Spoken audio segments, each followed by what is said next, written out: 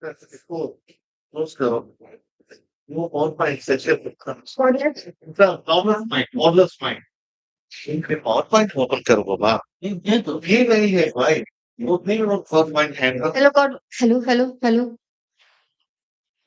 hello. first one session one sir yes yes sir slide view full view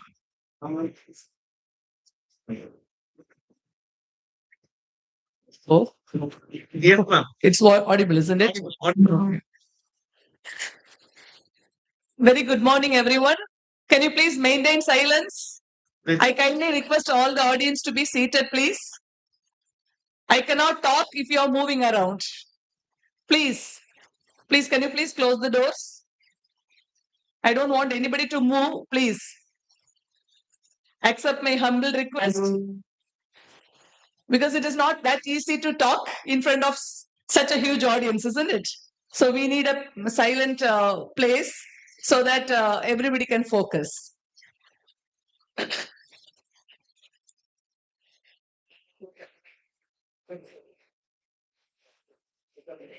Yes, please. So very good morning, everyone. I would like to introduce myself as a thank you to Mr. Ratish for introducing me. I am, as already introduced by him, I am Dr. Judy Arlappan. I am a certified healthcare simulation educator by the Society of Simulation in Healthcare, United States of America, and I am a faculty fellow by Sultan Qaboos University, Oman. And currently, I am working as the Director of Nursing Laboratory and Simulation Unit at the College of Nursing, Sultan Qaboos University, Oman. Our organization or my institution is accredited by Accreditation Commission of Education in Nursing, where we follow international curriculum, American curriculum. So our institution is accredited by an American accrediting organization, which is Accreditation Commission of Education in Nursing. So this is my website. If anybody wanted to know about me or if you want to be in touch with me, you can go to my website and you can be in touch with me and you can get to know the updates, whatever I'm doing. And I'm very happy to share that our institution is ranked in 32nd place in the world. And in Asia, we are standing in the 4th place. In the Arab region, we are in the 1st place. So this is the ranking of our university. And I would like to really thank Madam Bidima, the Dean, and the Associate Dean, the Vice Principal, and Mr. Satish for inviting me to be here. And thanks for the organization for providing me such an opportunity to be here today. So I'm really happy to share this topic, research simplified from conceptualization to publication, which is my passionate area. I am very much passionate in research. So when Satish contacted me, I happily accepted to deliver this topic because this topic is very close to my heart. So before starting the topic, I would like to reflect about my own experience in research, how I was in research and how I progressed from a very basic level to a higher level at a different level in research. So for example, when I was here in India, until I completed my doctorate at the age of 30 years. And to be very honest, when I completed my PhD, but I was not completely aware of the whole concept of research. Though I completed my PhD at the age of 30, I did not have a proper understanding about research. Then I thought, when I finished my PhD, I should be able to guide others in research. That means I should have sufficient knowledge in guiding others. That is a point I realized really the completing PhD alone is not going to give a rich knowledge on research. However, we should have lots of experience in doing research and we should be training others in research. When we train others in research only, we have getting more expertise in research. That is the way I started learning more about research. If you see, I had really inadequate mentorship in research and publication, and I struggled to complete my MSN and PhD thesis. Many people are struggling like me. So I really struggled to complete both MSN and PhD thesis, and I published 60 manuscripts in non-index journals until 2015. I was not aware of the Scopus Index publication when I went for interview in Sultan Qaboos University, Oman. My dean asked, "Oh, you didn't publish anything in Scopus Index journals." That is the point I realized, my God, there is something called Scopus Index publication. From the last 11 years, if you see, I started learning what is Scopus publication and how it is important, and I just started progressing in that. And no Scopus or Web of Science publication until 2015. For my first paper with Scopus publication, I got rejection 13 times. So the same paper got rejected 13 times, and I revised. Finally, after 13th attempt, first paper got accepted. That is my experience with Scopus publication. Therefore, it is hard to get published in Scopus Index journals. However, when we work hard, we can succeed. That is what I wanted to share that. So I wanted to share my success story after I had my struggles in research. So I started working on funded proposals as a principal investigator 17, co-principal investigator 11, non-funded proposals 15, and I started working on many funded projects like undergraduate research grant, graduate research grant, strategic research grant, internal grant, Dean's Fund, Deanship of Research Fund, Sultan Qaboos University, Qatar University Joint Fund, and many such funds I started getting. And I received around 1 crore 38 lakhs 71,635 Indian rupees until this last 10 years. This is my funding experience. So when you really work hard in writing proper proposal, definitely you can be funded and you can do lots of good research. So now, as of now, in the last 10 years, I published 120 manuscripts in Scopus Index journals with my co-author since 2016. I am standing in the first place in Sultan Qaboos University College of Nursing with a higher citation and higher H index, and I am standing in the 6th place in Sultan Qaboos University itself. Why I am sharing all these experiences just for you to know that all of us can achieve. It is not only Judy can achieve, every one of us can achieve when you really work hard. That is the reason I'm just sharing my experience. And if you see this, as I mentioned in the Google Scholar, I have 24,448 citation with the H index 41 and I index 81. And if you see in the university, I am in the 6th place. See, it's an international university. I am standing in the 6th place in the university. And these are the various awards I received related to research itself. It is not related to anything else. It is related to research. Recently, I received, last 3 months back, I received an international award for my quality research publication from Sage Publishers. So this is just to say that when you really work hard, you can achieve this. So how did I master in my nursing research? I really wanted to encourage people that you should, if you have passion, definitely you can achieve things. For example, I had research mentors when I went to Sultan Qaboos University. In the department level as well as in the college level, we have research mentors. At each department, people who have experience in research will be guiding the junior faculty in research. That is the way I got mentorship in research. Then I used to attend workshops on conferences. I used to read and critique articles, journal clubs, conducting studies and publishing studies using different research designs, reviewing and editing in peer-reviewed Scopus Index journals, member of Research and Ethics Committee, reviewing and guiding BSN, MSN, and PhD thesis, writing and publishing book chapters and books, teaching research classes and supervising graduation project, mentoring junior faculty in research, editor and associate editor in Scopus Index journals, and I am a research team leader for simulation and interprofessional collaborative practice in Sultan Qaboos University, which is a registered research group. Then, in addition, I am conducting regular mentorship programs for students as well as faculty members, and I do academic writing, editing, and proofreading services as well. So, this is just to say that when you have passion, you will be reaching greater heights in life. It is not only for research. Anything, if you are passionate about, definitely you will be able to reach success. So when somebody is asking you to write a research topic, you will be really worried what to select and how to select, and you'll be totally confused. For this purpose, so when you wanted to select a research topic, first of all, you should have research interest. If you do not have research interest, you will not be able to select a research topic. Okay, so based on your research interest, you have to identify which is your research interest. For example, when somebody is asking me about my research interest, I always say my research interest is simulation. interprofessional collaborative practice. So I used to do research in simulation and interprofessional collaborative practice, which is my core research area. From that, I have to identify which is the research gap which is existing. So in the research gap, we should identify the research topic. That is very important. So unless and otherwise you have research interest, you may not be able to find a research topic. So you should have a research interest and you should do a gap analysis. Then you should go for a research topic selection. Another one is in India, when I was here in India, if you see, my publications used to be from different fields. But when I went there, I started learning research is always focused. Research should be always focused. If I am doing simulation based research, I should be doing simulation based research only. I should not be focusing on multiple domains. Why? Because when people are citing your work, they will look for your work. Okay, if now I am well known globally that I am a simulationist. Okay, everybody says Dr. Jody is a simulationist because I am focusing only in the field of simulation. Did you get my point? Therefore, when you wanted to do a research also, your research should be always focused. You should not be getting deviated from different topics. That is something you have to remember.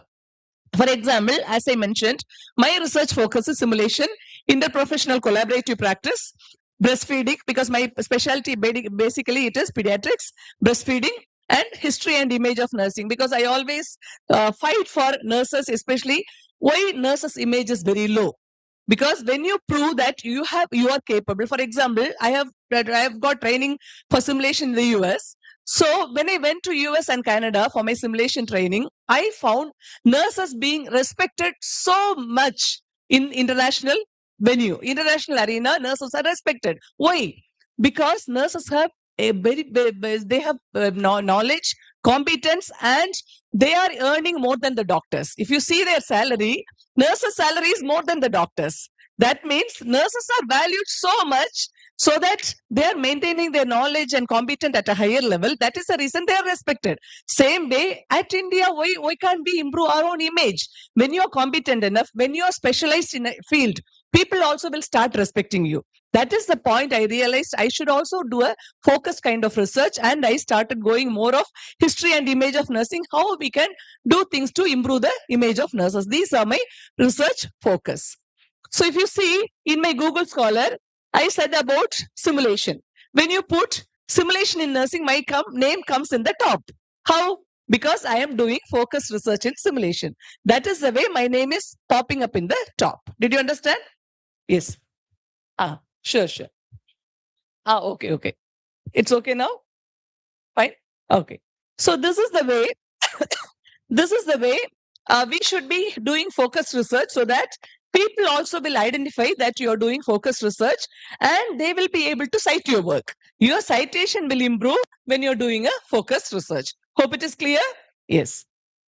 So other one is, don't do research only with nurses. Why? Because we will not grow only when we do research with our own team. We should do research with interprofessional team members, because we will be able to learn from others. They will give better idea. We will give better idea to them. Ultimately, our research will be a better research. Therefore, always do research with interprofessional team members. Don't do only nursing research. Do teamwork, so that you will be getting lots of, for example, even you can include multidisciplinary healthcare team. For example, if you wanted to develop a mobile application, you have to depend on engineers. Can you do? Because we are not taught how to develop a mobile application. You have to depend on a engineer. So that you have to have a multidisciplinary team member, so that you will get their input and your research work can be improved. So in our university, we have something called as research interest group. For example, in our department, we have around 7 research interest group. People having similar research, they will join together as 3 or 5 members, and they will be doing research in that field only continuously, so that their citation will improve, as well as they will be known that she is interested in that area. She is specialized in that area. So the research interest group is very much important. In DRIEMS University, if you wanted to establish an interprofessional research interest group, please create such a group, so that group will be working together as a research group, and they will be producing multiple papers from it. And research grant is very important. When you do research, please apply for research grants, because in India also there are some organizations which provide research grants. Internationally, if you are a member of some organizations, definitely you can get funds from those organizations. For example, in addition, I want all of you, I do not know whether your institution has this. You should have institutional email ID for the institution as well as for the faculty members, so that it will get automatic, like connected to the institution, and the branding of the institution, or the, when it is connected to the institutional email ID, the institution get more visibility. That is the way, for example, in our university, all our IDs are connected to Sultan Qaboos University, so that all of us are recognized, because our university is ranked now on the top. Why? Because we are producing more and our university is becoming more and more visible. That is the way the ranking of the university also will improve. So therefore, institutional email ID, Google Scholar ID, ORCID ID, Scopus ID, Web of Science ID, all these has to be created, which will enhance the visibility of your institution. Now let us come to the topic, which is about identifying the research topic. For example, when you wanted to conduct a research, you should identify a research topic which is aligning with your interest and which is relevant to nursing. And it should address a gap in the existing knowledge, and it should do something to advance the nursing practice and patient care.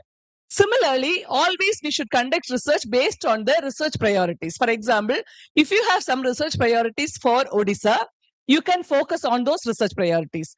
And if you have any research priorities to India, you can focus on the research priorities of India.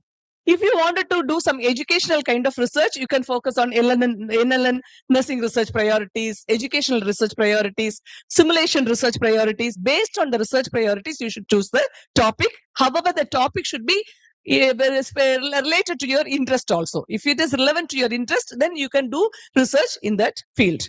And if you identify any gaps in the clinical practice, in that also you can find the research topic. Then research mentorship is very important. As I mentioned, when I was back home in India, but since I did not have proper mentorship, I published 60 manuscripts in non-index journals, which is waste of time, energy, and material.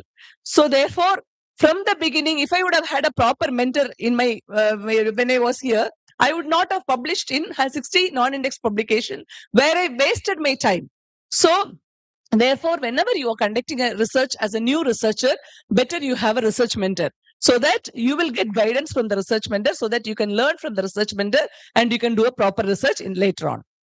Now, coming to the steps in writing a research proposal, because when you identify a topic, the next step is doing a writing a research proposal. Whenever you are writing a research proposal, the title should not exceed more than 15 to 20 words. Okay, that is very important.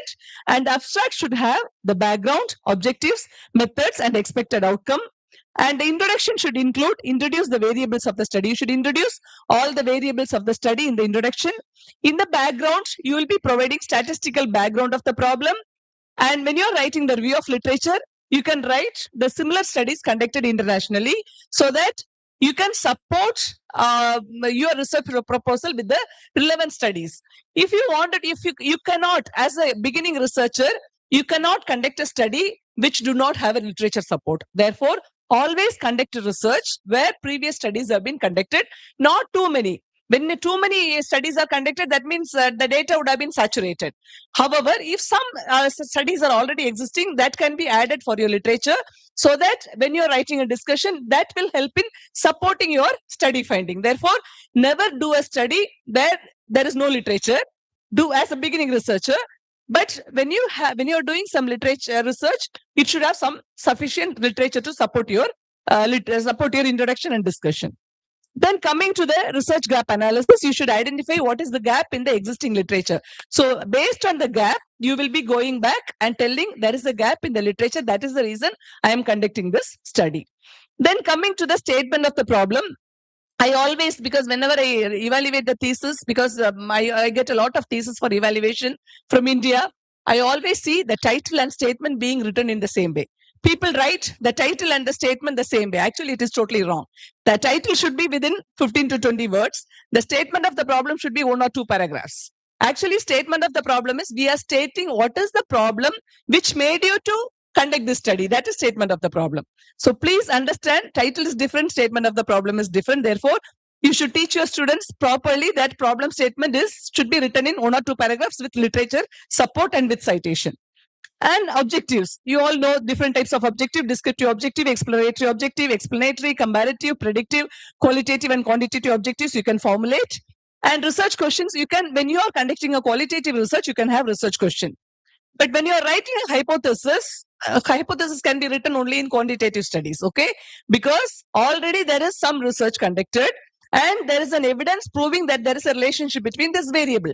In that situation only, you will be going for a hypothesis. Can you write a hypothesis in qualitative study? No, we cannot write a hypothesis in qualitative study because the information is unknown. We will not be able to write it. But you can write assumption if needed in qualitative study, but in quantitative study, you can write hypothesis because there is already some information available to state the relationship between the variable. So there is no need for assumption when you are formulating a hypothesis. Then research approach, you can write whether it is a qualitative approach, quantitative approach, or a mixed method approach. Then research design should be stated and setting, whether you are doing a study at the institution, hospital, community, or laboratory. Then population, sample size, and sampling technique. Sample size determination is very important. Never do any research without sample size calculation because you will end up with some problem when you're going for publication. When the sample size is not appropriate, none of the Scopus Index journals will accept your paper for publication. Therefore, sample size calculation is very important with the statistician. From the beginning, you include a statistician when you're planning to write a proposal. Then inclusion and exclusion criteria should be explicitly stated. Data collection instruments, whether it is original or developed, you have to write it clearly. And reliability and validity of the instruments should be clearly written because if the study is already being, if the scale is already being used, you can cite that author when you are writing about the reliability of the previous study. But when you are doing a new tool development, you have to test the reliability and validity, and you have to write the reliability and validity which is tested in the newly developed instrument. Then description of the instrument intervention. In case if you're developing some intervention, you should mention about the phases, method of development, validation of the intervention, method of administration, all that.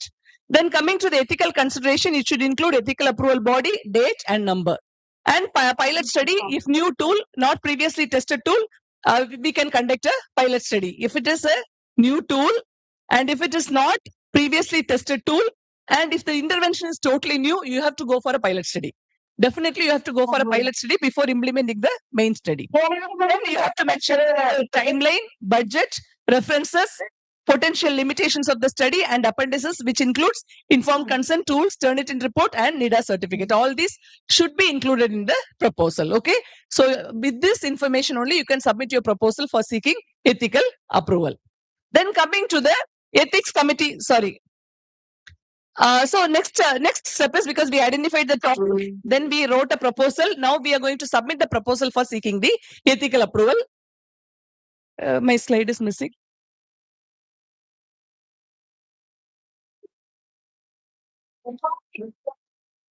Can you make it big? Can you mute the mic? There is some noise coming. So now the next phase is submitting the proposal for seeking ethical approval. So in this phase, we have to prepare the ethical documents, which includes informed consent form, the participant information sheet, and consent form. And assent form is required only for children aged between 7 to 17 years. Okay. So can you please maintain silence? I'm getting disturbed with the talk. Can you please maintain silence? So if you wanted to, if you are getting an informed consent, get informed consent for 18 years and above. Assent is required only for 7 to 17 years. No assent is required for children below 7 years because they will not be able to give a assent. Only verbal explanation is required for them. And data collection tools and questionnaires, interview guides should be included. Case record forms, recruitment materials, which includes posters, flyers, and scripts. Then risk benefit assessment, confidentiality and data protection plan should be included in the ethical document. And after that, before submitting to ethical approval, you also should obtain institutional permission, like head of the department, dean or institution, hospital, school, or community, because you will be getting ethical approval. And if you're not going to get the permission from the setting, it is going to be of no use. Therefore, before submitting for ethical approval, ensure that they'll be permitting you to conduct the study as well. It is not moving. Slide is not moving. Slide is not moving. Yes, now it's moving. So now the ethics committee will undergo your proposal will when the proposal is submitted to the ethics committee, it will undergo the review process. There are three types of review you should understand: exempt review, expedited review, and full committee review. Exempt review means when there is no risk, they will tell, okay, there is no need for review because it does not have any risk for the participants. They will give exempt review. So the next one is called as expedited review. When there is a minimum risk, they will do a quick review process and they will give you the comments and they will give you the ethical approval. And full committee review, when there is a more risk in such a situation, the committee will review it and they will give comments and you have to address the comments and submit it. Then you will be getting the ethical approval. So when you receive the comments from the ethics committee, you should respond to the ethics committee. You should address the comments, clarifications, and you should do the required modifications. And you should resubmit the documents. Then they will review it again and they will give the ethical approval. So after getting the ethical approval, you should ensure that the ethical approval letter has approval period and conditions, if any. So, for example, when you conduct the study, you should follow the approved protocol strictly, ensure informed consent is obtained, maintain participant safety and confidentiality when you're conducting the study after getting the ethical approval. So after you conduct the study, regularly you should conduct for example, in our university, once in 6 months, we should submit the progress report. Every 6 months, we should submit the progress report so that ethical committee will review whether we are doing the study according to the approved ethical approval. Then we should report protocol deviations or adverse events and submit the final report after the completion of the study, and seek ethics approval for amendments in case if you wanted to make any changes like changes in sample size, tool modifications, extension of study period or additional study sites. You have to again submit it to the ethics committee and ask for amendment. Okay. Then they will amend with your previously shared ethical approval letter, and then you can proceed with the amendments. So coming to the funding, because now next coming to the stage of funding. So many of you might wonder whether I'll be getting funding. I said I got more than 1 crore as a funding because since I am doing research on a regular basis, whenever I submit for any research funding, I get the funding immediately. They never reject my proposals. So for the last 11 years, none of my proposals got rejected. They never said that they will not give funding.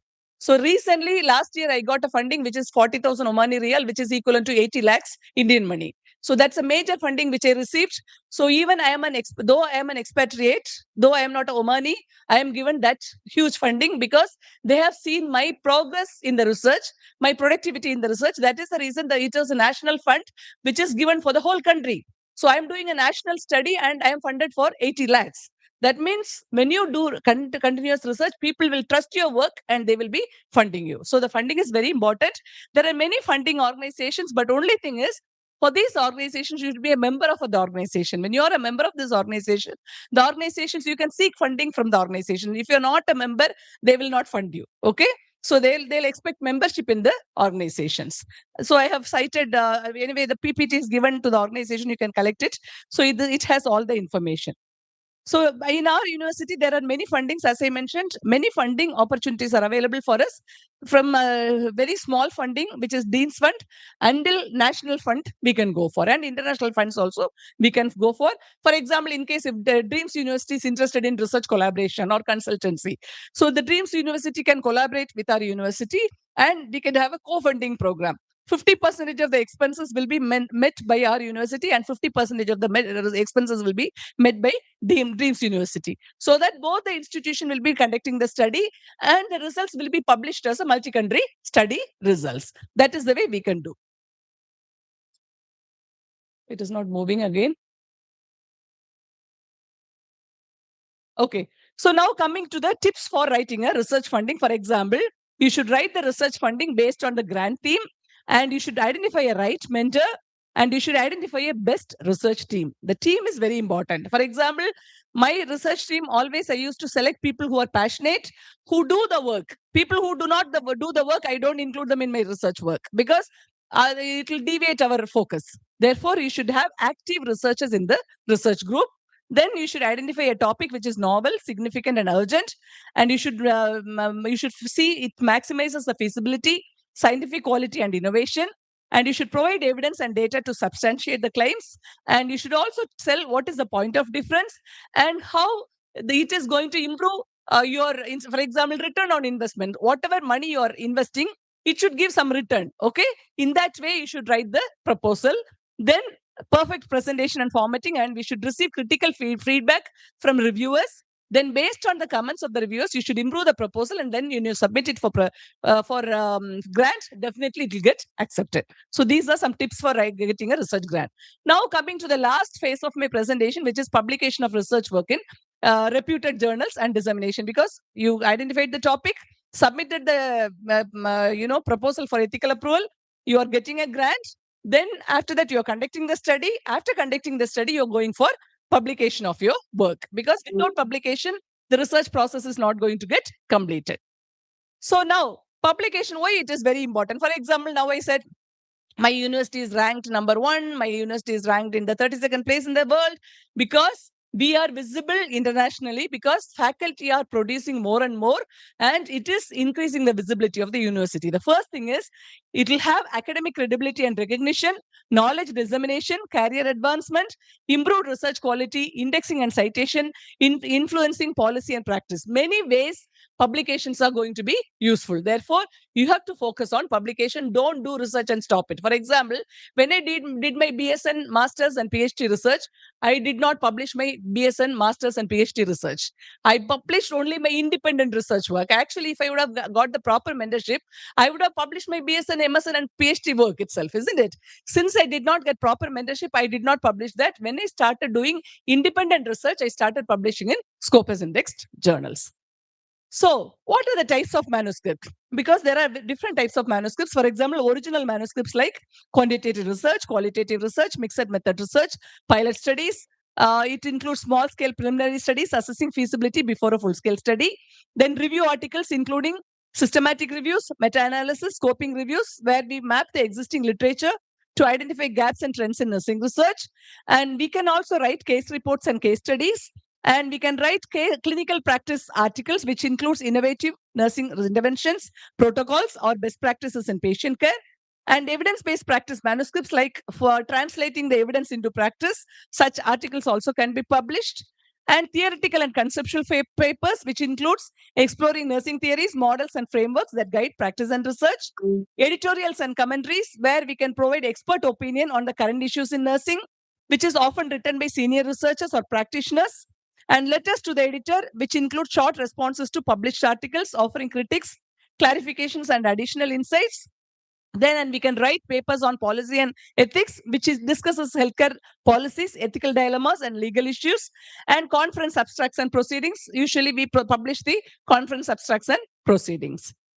So now, when you're planning to submit a paper, whether it is original research or a systematic review or any kind of research, what you have to do is you have to match the scope and audience.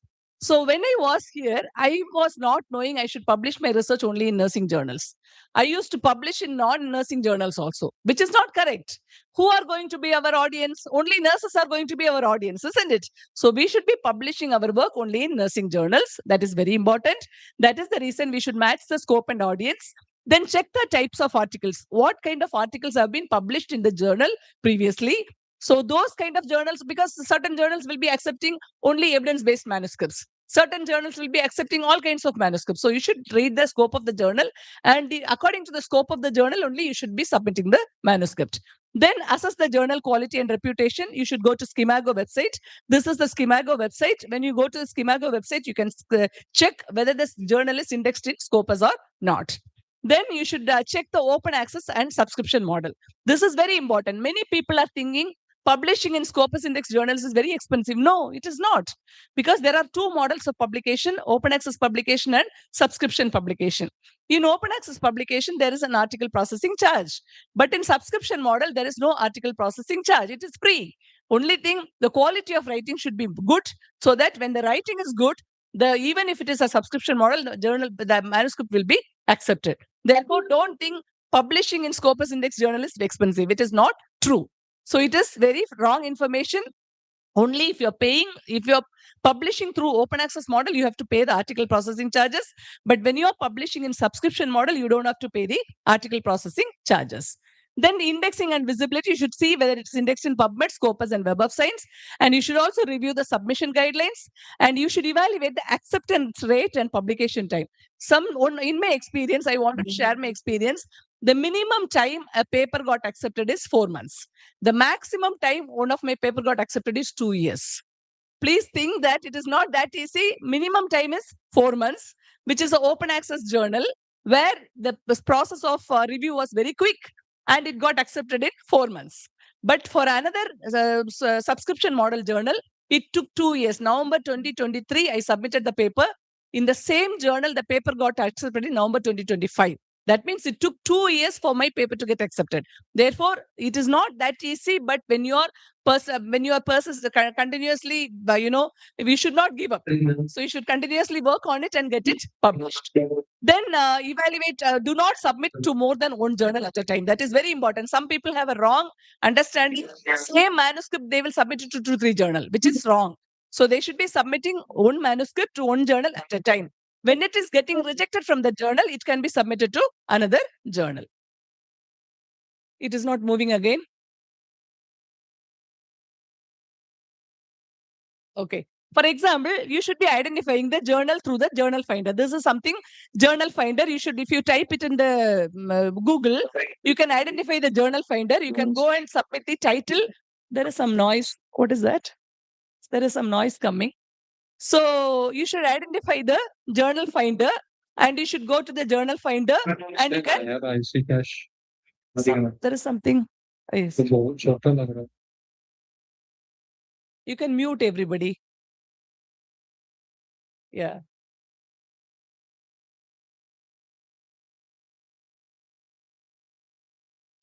Okay. As I mentioned, this is the journal finder. For example, now it is not again moving. Okay. So this is the LCBA journal finder. This is the Springer journal finder. And there are many other journal finders. You can go to the journal finder and you can find what is the appropriate, because when you put your title and abstract, it will suggest the journals. So from that, you can identify whether it is an open access journal or subscription model, and whether it is fitting the scope of the journal, the scope of your paper. Then you can go and submit to the journal. Then when you're writing, now coming to the important part, writing a manuscript. When you're writing a manuscript, always the title, if it is an interventional study, the title should have the following components: PICO, PICOT, PICO or PO. That means population intervention comparison outcome and time, or population intervention comparison and outcome, or in case if it is a non-interventional study, population etiology and outcome. So these variables should be available in the title. So please make sure that these components are available. Then it should be 15 to 20 words or less than 100 characters. Short running title also you should be providing. Avoid using abbreviations in the title. You should never use abbreviations in the title. And remove any non-essential words or phrases from the title. Use words that create positive impression, which stimulate the interest of the readers. And do not use question type of titles. If you are writing question type of titles, people may think she herself is doubtful. So they will not have interest in reading your paper, right? So therefore, you should never frame any titles having question mark. Then coming to the abstract. There are two types of abstract, structured abstract and unstructured abstract. When you are writing a structured abstract, it will have title, introduction, aims, methods, results, conclusion, implications, and keywords, which can be ranging from 70 to 300 words, which depending upon the journal requirement. Then coming to the unstructured abstract, you can write in qualitative studies, which can be from 150 to 300 words. Whenever you are writing abstract, it should not have citation, it should not have abbreviations, and there is something called the tweetable abstract, very short abstract, which can be submitted to Twitter. Therefore, tweetable abstract also some journals will be requesting for. This is an example of a structured abstract, as I mentioned. This is an example of an unstructured abstract without any headings. Then coming to the keyword selection. Keyword selection is very important. You cannot write keywords whatever you feel like. The keyword should be mapped with the mesh keywords, which is from the, this is the mesh database. You should type whether that keyword is available in the mesh database or not. If it is available, then that keyword only should be taken and that should be added in your manuscript, but it should be relevant to your study. Okay? Don't write any keywords which is not matching. Whichever is matching, whichever is relevant to your study, you should take it and put it in your manuscript. Then coming to the introduction, how to write the introduction in the manuscript, introduce and relate the study variables in paragraphs, and write the gap in the knowledge or the problem you research, address, and minimum 5 to 6 paragraphs should be written in the introduction, and 10 to 15% of the paper's word count should be written in the introduction. Cite every source, because if you are doing a manual referencing, it is okay. If you are doing, EndNote or Zotero, you can use that and you can cite your work and you can write the references accordingly. And avoid studies more than 5 to 10 years. As much as possible, within the last 5 years, cite your work. Why you should not be citing more than 5 years? Why it is not advisable to cite more than 5 years? It may be outdated data, because the data information would have been changed with the recent research. That is the reason we are telling you to cite only within the last 5 years as much as possible. If not, you can go up to 10 years, but it is better always to have last 5 years only. Then coming to the methods, the method should include research approach, study design, participants, sample size, sampling technique, data collection instruments, reliability, validity, permission details, inclusion and exclusion criteria, ethical considerations, intervention, data collection procedures, data analysis methods. All these should be written in the methods part. And reporting guidelines you should follow, because there is an equator network. There is a reporting guideline under the equator network. So you should select the appropriate reporting guideline. For example, cross-sectional study, there is a reporting guideline. For experimental studies, there is a reporting guideline. So based on the reporting guideline only, you should be presenting your methodology. So you should follow that. 30 to 40% of the manuscript should be included in the methodology. That means the majority of the write-up should be go to the methodology. Why we should write the methodology in detail? Can anybody say? For example, Judy has conducted some study in Oman, but maybe Satish wanted to replicate the study in India. When he is reading the my manuscript, he should be able, without any doubts, he should be able to replicate the study in India. That is the reason the methodology carries a very important weightage, because it should be written in a way that anybody can replicate the study without any doubt. Did you understand? That is very important. Then elaborate enough to replicate the study. This is the, as I mentioned, this is the consort guide. These are the guidelines, reporting guidelines. If you go to the website, you will be finding the guidelines like this. So from that, you can download and you can follow whether you have followed every step, whatever is mentioned in the reporting guideline.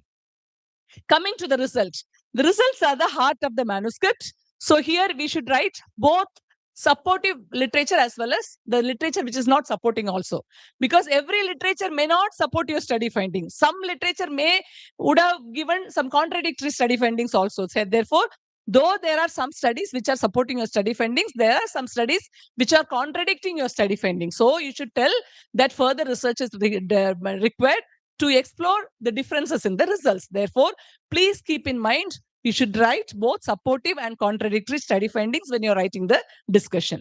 And the results, it should be concordance with the objectives of the study. The results should be written only in past tense, because we have completed the study. That is very important. And break the contents into subheadings.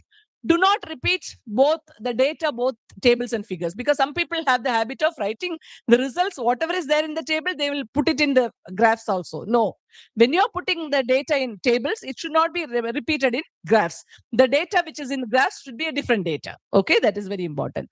Then cite the tables and figures within the manuscript. Describe the descriptive and inferential statistics. You should describe it in detail. 20% of the word count should go to the results, and do not cover up the deviant results. Some people will say, oh, I thought that there will be effectiveness of my results. Maybe the study is not effective, maybe due to multiple factors. If your study is not giving positive response, don't worry. It is okay. Even if the results are negative, it is okay. You have to accept there are some limitations. When you're writing the limitations of the study, you should write that and you should accept the limitations, so that people who wanted to replicate the study will understand, oh, these are the limitations this author has already mentioned. Therefore, I should take some special care not to repeat those mistakes in my study. That is the reason always you should mention the limitations in your manuscript. Then coming to the last part, which is discussion, which carries 5 to 8 paragraphs. You have to summarize the study findings in one paragraph in the beginning. Safe to use may, might, show, demonstrate, suggest, and report. Never use the word proved. Your study alone cannot prove the results. Maybe it may suggest things like that, but it cannot prove it, because we have taken a very small sample. So we cannot say it is proved. Okay, they never use the term proved. Then concordant and discordant study findings can be discussed. Discuss the use of conceptual framework, because sometimes you would have used conceptual framework in the study. That has to be discussed in the discussion also, because that is the skeleton of your work. So therefore, you should explain about the use of conceptual framework in the study and discuss the hypothesis testing, how the hypothesis was tested, how it was accepted or rejected. Then coming to the conclusion you should give a very strong impact, because when the people are reading either the abstract or the conclusion, should be able to get the essence of the study. Therefore, the abstract also should be very clear. The conclusion also should be very clear, so that if the person is not having time to read the whole manuscript, they will read either the abstract or the conclusion. So it should give a everlasting impact. Then coming to the implications for nursing practice, you should write a proper implication, how it is going to improve the nursing practice, and recommendations for the future study can be given. Strengths of the study, limitations of the study should be given. As I mentioned, always accept the limitations as such, so that the next person, whoever is conducting the study, will not repeat the mistake. And cite relevant and recent literature. Follow the journal citation style and guidelines. So say, for example, every journal may have different style, APA or Vancouver or different style. So according to the journal requirement, you should change the referencing style. And 30 to 50 citations are allowed in an original research article. In a systematic review article, more than 50 citations also will be accepted. Then coming to the acknowledgement, people whoever have helped you in the study should be acknowledged. And you can acknowledge the participants, for example, assistants, technical help, or general support. Whoever did, they cannot be considered as authors, because they have supported only in the study.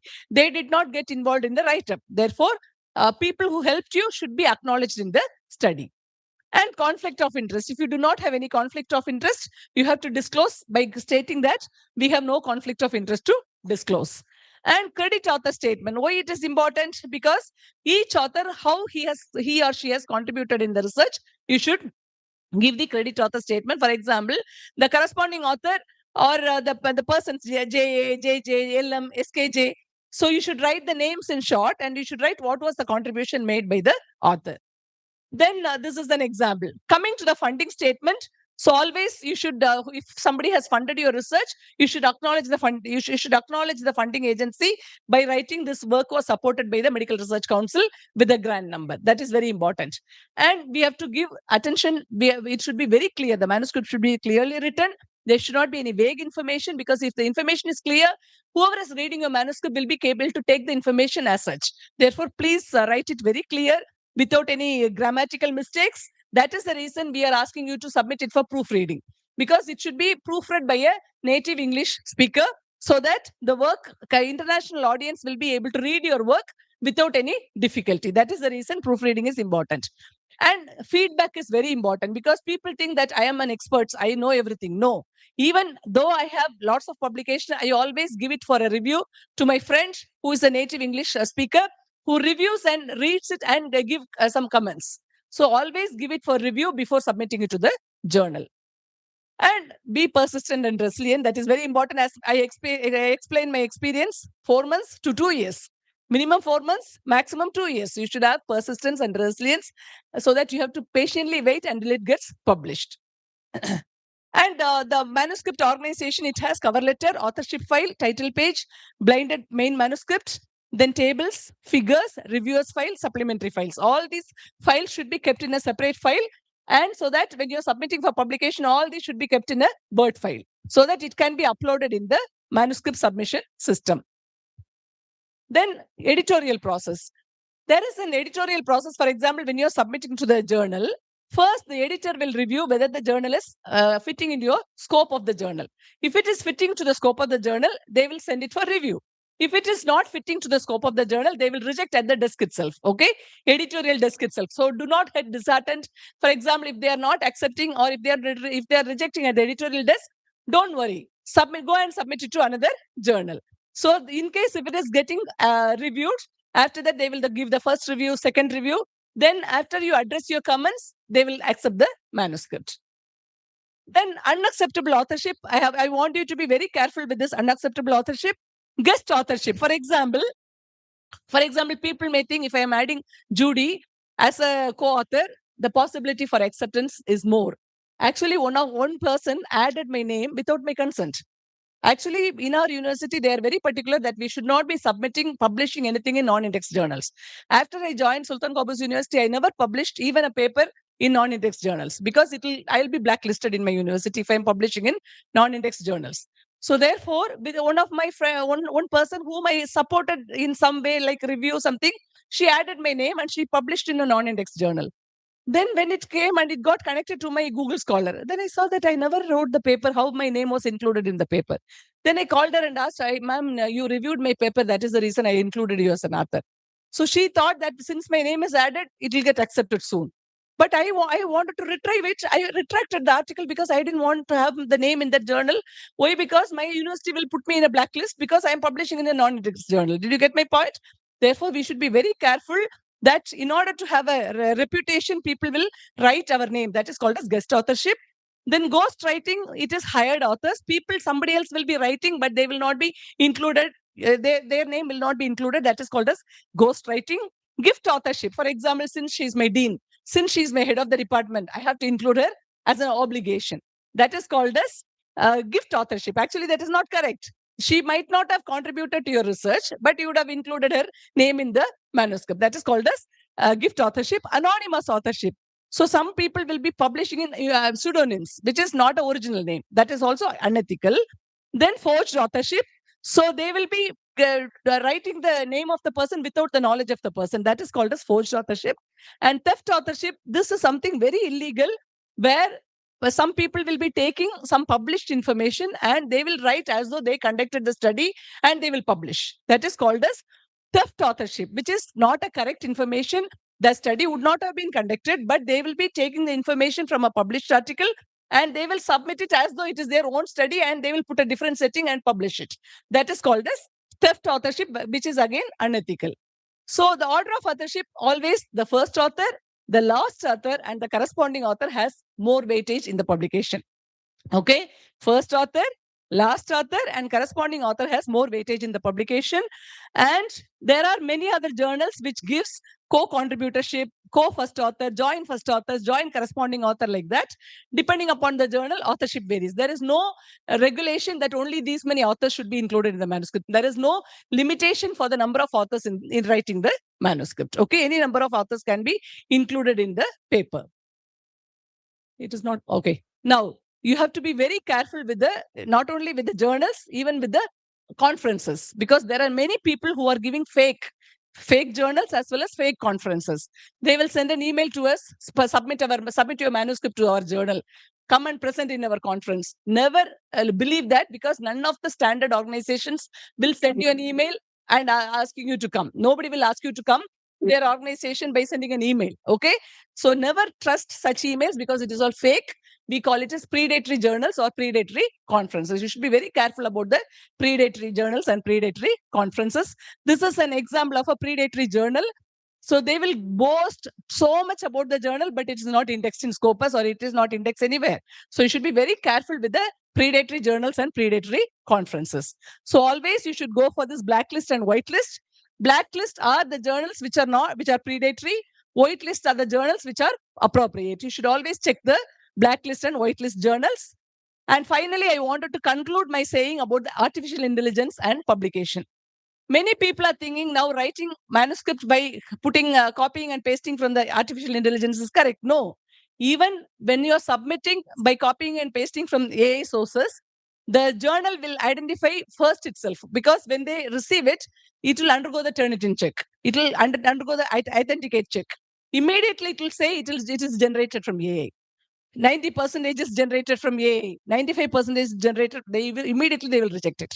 So never trust on AI to copy and paste your information in writing the manuscript. It should be manually written and it should not be copied from any sources, because plagiarism is very illegal.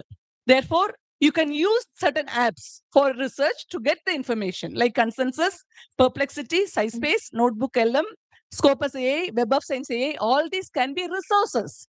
You can go to those resources to get the information, but you should never copy and paste. You can read the information and you can read it, synthesize it, and write it in your own words and cite it.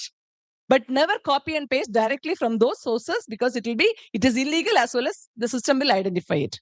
Then acknowledgement of AI in use. In case if you have used any of these AI platforms for proper usage also, you should cite that you have referred AI for your research work. Then data security in AI, because if you're uploading any information into the AI platforms, it will take all the data and it will be putting as an output in some other way. So you should be very careful when you're uploading some information in AI also. And plagiarism, because there is zero GPT. When you are taking information from AI and when you're putting it in zero GPT, it will show whether it is human written or AI written. So there is some platforms which are available to check whether it is AI generated or not. Then AI can be used in grant, proposal writing, manuscript writing, analysis, generation of evidence, table in systematic review, literature review, methodology writing, research gap analysis. But never copy and paste directly. It can be used as a resource, not as a full information should not be copied and pasted from that information. So, now my session is ended. If you have any questions, I'm happy to clarify your doubts. Let's connect. As I mentioned, I do nursing research mentorship services for the students as well as masters and PhD students. And also I do academic writing services. And I do training on systematic reviews. And I also do training on seeking funding. And as I mentioned, academic writing and publication proofreading services we do to help the people. And this is my contact detail and my website. You can go to my website and you can see my details. And with this, I would like to conclude my presentation. Thank you for the patient listening. Now, if you have any doubts, I'm happy to clarify your doubts. If you do not have anything now, you can contact me in my WhatsApp or email.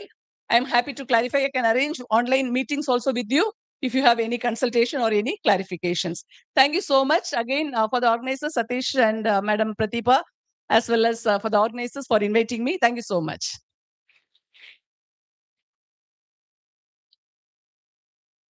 Thank you, ma'am. As we come to the close of the session, that madam discussed about the research from the conceptualizations to the publication in the different aspects. That is from the research proposals, that is identification of the topics, to the madam specific about the mentoring, what is the necessity and importance of the mentoring to selection for the execution of the what plans we're having about the research, and submit the proposal for seeking the ethical committees for the preparation of the from the ethical documents, and we're getting the institutional permissions and to progress of the reports. And apart the main important source is the fundings, because many of the nursing persons, they are unaware about the funding process. It is available for the research process. So that also madams in inland depth explained about the what are the funding resources available and what we have to approaches and what are the criteria we have to follow on that. And in this from the research writings, the manuscripts, madams explains about the main important parts. We got it about there is a the titles and problem statements difference. So many of the students also, they may not have the unaware about that, and we are also sometimes we also use that the titles and problem statements in the same things we are copy paste we are doing that. So that madams very clearly specified on what things, how much words limitation it will be there, and whatever the terms you have to use it in between. So that is really, it is good updated knowledge for that. And mainly the writing the research, we have to follow the PACOT, PACO methods. And in the abstract also, we got it the information about the structure of abstract and unstructured abstract. That is a difference about the quantitative and the words limitation also madams clearly specified from the 70 to 300 quantitative and qualitative 100 to 300. And the main important thing is the keyword selection. And it is also the one mesh database, madam clear specific from the where we have to be select the keywords for your citation purpose. And apart from the madam is discussed about the from the starting to introductions and the methods and the results. So in the results, that is a data and graphs difference. So most of the times where the using that what's we are pasted in the graphs the same, only we are writing in the data. So that also madam said that what we have to be differentiate from the data and the graphs. It is really understandable. And madams discuss about the discussion, conclusion, all that implementation, recommendation, all other aspects. And the main important thing is seeking the feedback and revisions. So when if we are completed the things, that we have to get the feedback from the experts and from the editorial process. And another thing is the unacceptable authorship. So it is mostly common in India. So that also madam say that what we have to be restrict about that unacceptable authorships, and how do we order up authorship places, and the blacklist and whitelist category, and further about the recent update about the EA. So thank you, ma'am, for your insight talk about that research simplification from the conceptualizations to the publication. Thank you. Then at this point, we move on to the question and answer section. So I invite all the participants. You can ask the questions to the madams. You can make ensure that it will be the elaborate and it will be to the appropriate to the topics. So I'm happy to clarify even now. Any doubts? Ma'am, we got two questions from the Zoom platform, ma'am, Zoom chat. Someone have asked the question, when we quote multiple author in the publications, so weightage of the last author will be same like what weightage the first author will have, or is there any difference when we add our name in the 10th author or 7th author like that? They To are be asking. very honestly speaking, first author always is the person who submits the proposal for ethical approval, conduct the study, wrote the original version of the manuscript, who will be the first author. If you see the corresponding author, the person who has experience in writing, publishing, as well as the person should be able to correspond to the comments of the reviewers. The person should be a senior person and a person who has good experience in publishing. That is called as corresponding author. Last author is a senior person, can be a statistician or can be a consultant who supported you or mentored you through the research. That is the reason I said first author, last author, and corresponding author are well known. They know very well about the study. Other authors has very less weightage. A second author is considered to some extent, but third, fourth author all not that much of weightage. But this first, last, and corresponding author always have higher Higher. weightage. Yes. How we know that weightage, ma'am? Like, is there any? You have to decide because you know, for example, in my team, if it is my own study, I used to be the first and corresponding author. In my own study, for example, if it is a junior researcher, the junior researcher, she may be the first author, I will be the corresponding author because she do not know how to publish the manuscript. I can be a corresponding author in that manuscript. But if I have a consultant or somebody who is a senior who guided us or mentored us, he can be the last author. That based on your team, you have to decide. The team should, that's the reason I told you the selection of the team is very important. The team should be a strong team and the team should be a passionate team so that they should be working together in conducting the study. For example, I have published certain manuscripts which has more than 12 or 13 authors because it is an interprofessional study. So the interprofessional team members were more. So I had to include all of them in my study because everybody contributed in the study. So there are situations where you may have multiple authors also. You have to, that is acceptable. That is the reason there is no limitation for number of authors. If you see some Lancet studies, studies published in Lancet has 150, 200 authors also, because everybody would have contributed in some way in the study. So therefore, it is acceptable. Yes. Next question, please. Second question asked by some other person, ma'am. Actually, the question is about the systematic review. Okay. Before doing systematic review, the Prospero guidelines, we need to take Yes. the registration number. Yes. But how a MSc nursing student who is doing a systematic review in his level, whether they have to follow the same thing? Definitely, whether it is a MSc student or a PhD student or faculty, whoever it is, Prospero registration is mandatory. Why? Because Prospero registration will ensure that the study is not duplicated. Because when you are submitting the protocol in the Prospero will identify whether similar research has been already conducted or not. Because it will pop up and say, there are some 20 or 30 records will pop up and it will say similar studies have been published. So we have to choose and say, this is not my study, this is not my study. Then Prospero will confirm that whatever the document you are submitting, it is totally new from already published systematic review. Whether it is whichever kind of faculty or student it may be, Prospero registration is mandatory.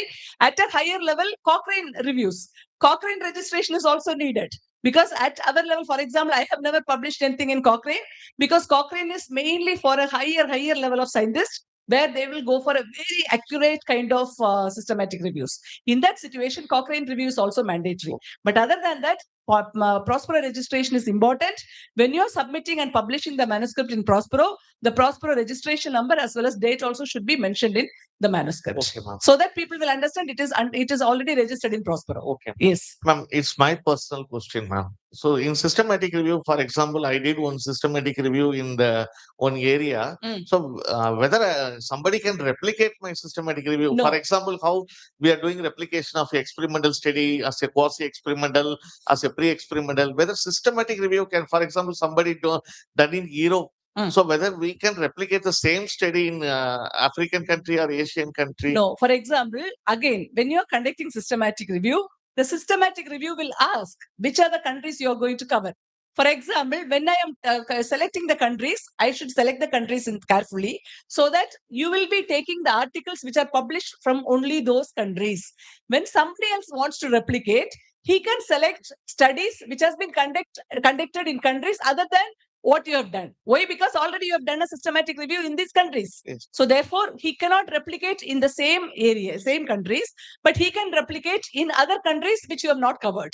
Okay, ma'am. Similarly, within 5 years, same systematic review should not be repeated. Okay, ma'am. So after 5 years, you can conduct the same systematic review because the information would have been updated. Yes. There is some other process called a systematic review of systematic reviews. That means when you wanted to do a systematic review of already done systematic review, there is another process of publication. Okay. That is also possible. Okay, So ma'am. that I hope I clarified your. Yeah, I got it, madam. Any other I questions? have more doubt, but I am happy. last question, ma'am. Yes, please. Scoping review, systematic review, what is the difference, ma'am? Like many Very simple. Very many of simple. time we have a confusion. Both are following the same process.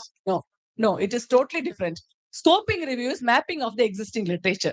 So the literature, whatever is published, it is not only RCT or quasi-experimental study or whatever it may be. Because when you are doing a systematic review, you will be selecting specific type of designs. For example, systematic review of RCTs, systematic review of quasi-experimental studies, systematic review of mixed method research.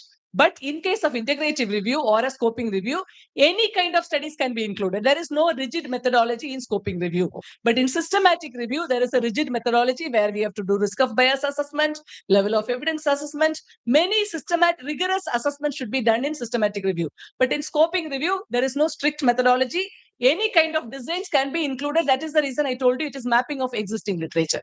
So that is the major difference between scoping review and systematic review. Hope it is clear. Clarified, ma'am. Yeah, Audience, any other doubt from audience side, from faculty side? Any doubts? I'm happy to clarify because I'm very passionate. I'm very much passionate in research. Any questions you can ask? If I can, I will definitely answer. Anybody? If you're shy here, maybe you can contact me in my WhatsApp or email. Okay. Many people feel always shy to speak, but I am very much happy to talk to people. So many hours also I can speak. 8 hours, 9 hours also I'll speak like this. So thank you so much. I'm really glad that I could answer his questions. Thank you, the audience who is staying online, as well as all the participants for your patient listening. I'm so excited to be here today, and I am thankful to the organization and Pradima ma'am and Satish and Ratish for being here and invited me for being. Thank you so much. Thank you, ma'am. Thank you, sir. Thank you. I would like to call Dr. Nilanjana Mukherjee, ma'am, Padmini Care MD, Professor Dr. Pratima Prakasam, ma'am, Dean, School of Nursing, and Associate Dean N. Premlata Devi, ma'am, DRIEMS University, to felicitate our speaker, Dr. Judy Arulapan, ma'am, and moderator, Professor Ratish Kumar, sir. Thank you, madam. Okay.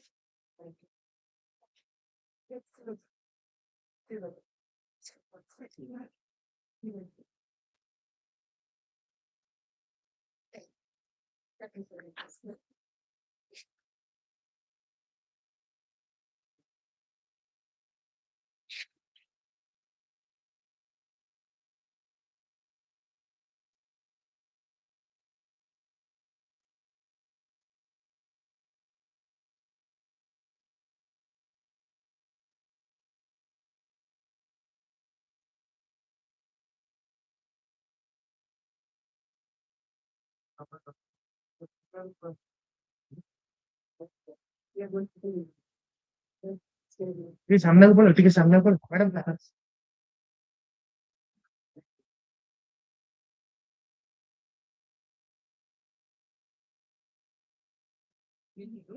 And it's not a major thing.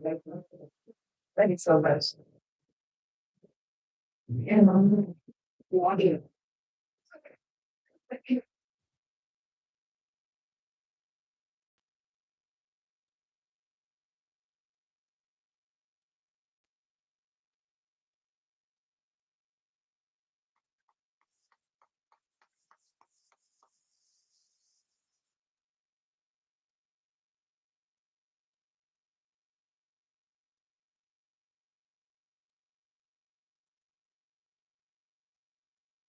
You are the teacher. You are the third what it does. Never.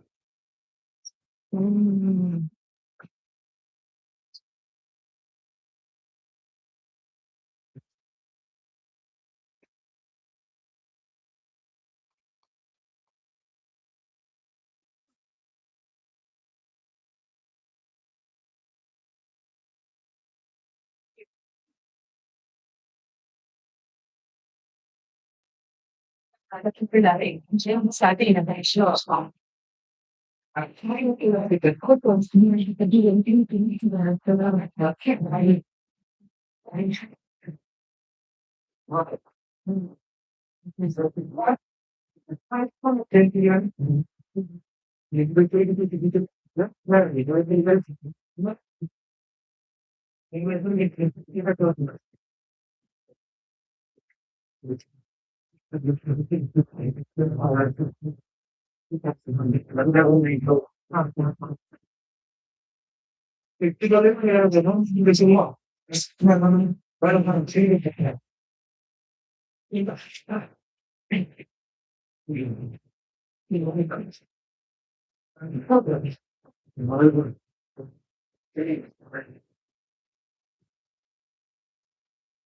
अच्छा FPS टा body की देखिए FPS टा 100 बोलो Yes. हां FPS frame पर second I shall be fixed. If unconstituted,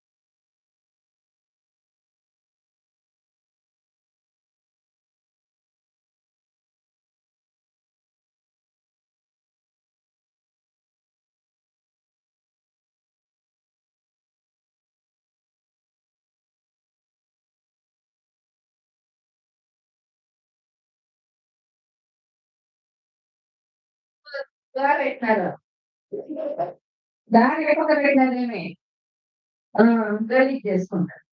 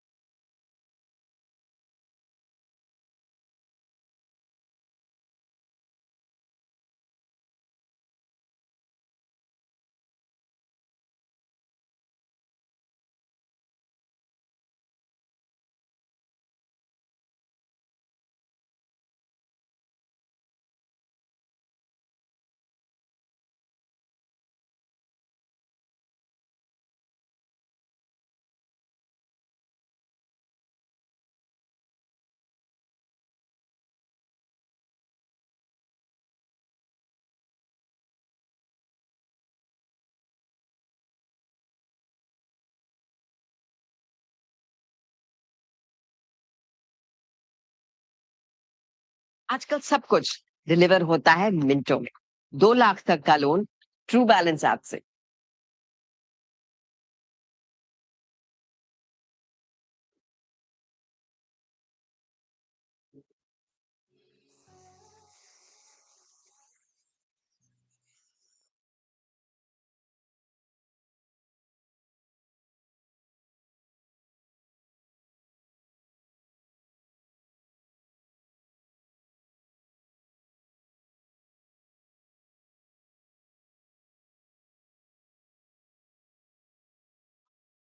जन्म जन्म की खोज बताए राम से चल के राम पे प्रेम कोई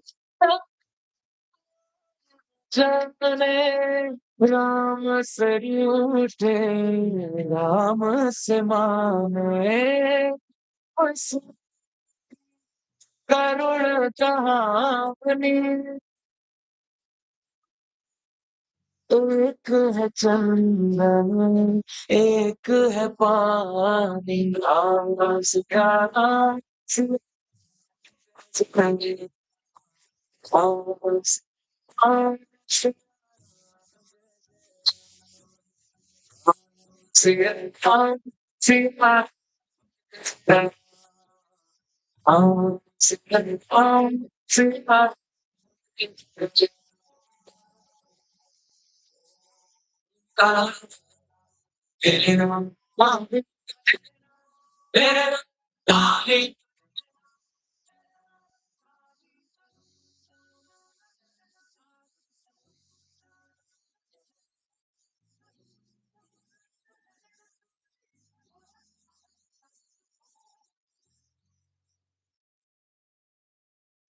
हरि अनंत हरि कथा अनंता कहि सुनि बहु विधि सब संता राम के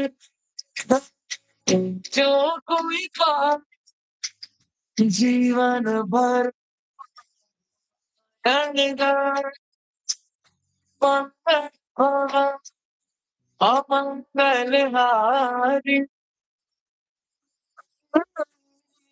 प्रभु सुदर्शन अजर बिहारी राम सिया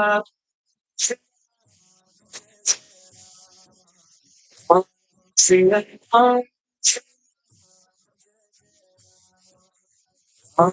सिया सिया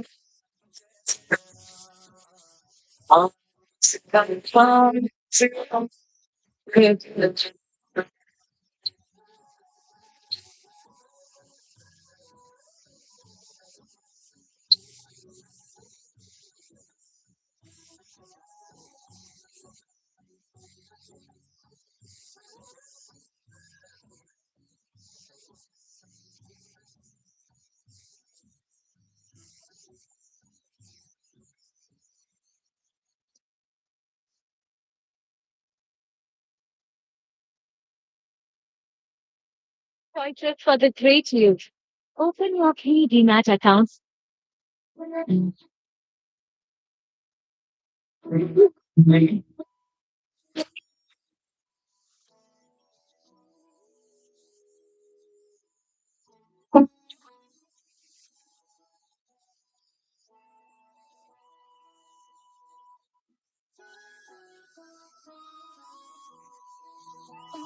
जय हो शंकरा आदिदेव शंकरा तेरे जाप के बिना चले ये सांस किस तरह मेरा कर्म तू ही जाने क्या बुरा है क्या भला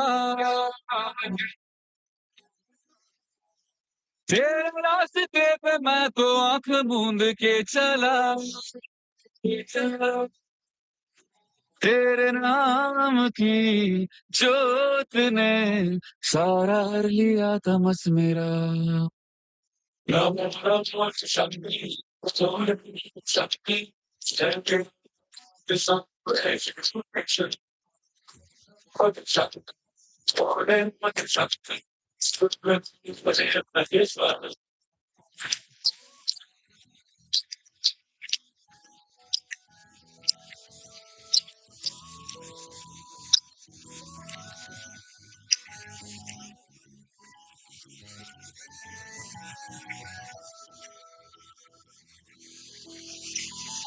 सृष्टि के जन्म से भी पहले तेरा वास्ता था, ये जग रहे या ना रहे,